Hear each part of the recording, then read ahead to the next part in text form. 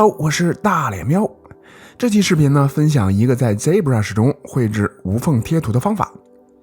先准备一个简单的平面，它就是 ZBrush 自带的基础平面模型。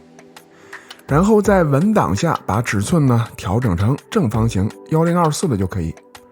重新创建一个画布，把正方形呢拖拽上去，缩放一下文件的窗口，把文件的四边呢露出来。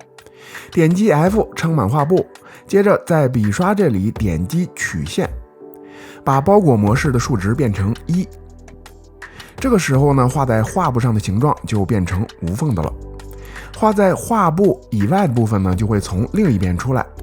但是当雕刻的边缘的时候，边缘很容易就被破坏了，这样呢就没法生成这个无缝的贴图了。这就需要想一些方法来避免这个问题。首先呢，复制一个正方形出来，接着把这个正方形呢往前移动一段距离，并且放大这个正方形，尽量呢多放大一点。这两个正方形，小正方形呢是用来控制镜头的，那么就给它一个新的名字以便区分。大的正方形是用来雕刻的，也给一个新的名字以便区分。接着细分大的正方形，细分到足够的面数，然后切换到小正方形，点击 F 键，观察四角是有圆角的，这是聚焦到了大正方形上。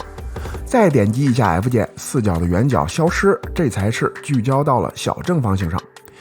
接着再回到大正方形这里呢，开始雕刻，就不会出现边缘破坏的问题了。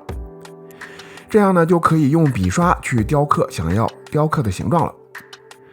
也可以使用各种阿尔法来填充画布，做出无缝的材质贴图。如果想要切换笔刷的话呢，首先需要把新笔刷的包裹模式打开，才能继续画出无缝的贴图。然后在绘制下点击锁定相机，这样呢可以固定住当前的镜头，防止它跑偏。然后就可以随意的画自己想画的形状了。怎么画呢？都是无缝的。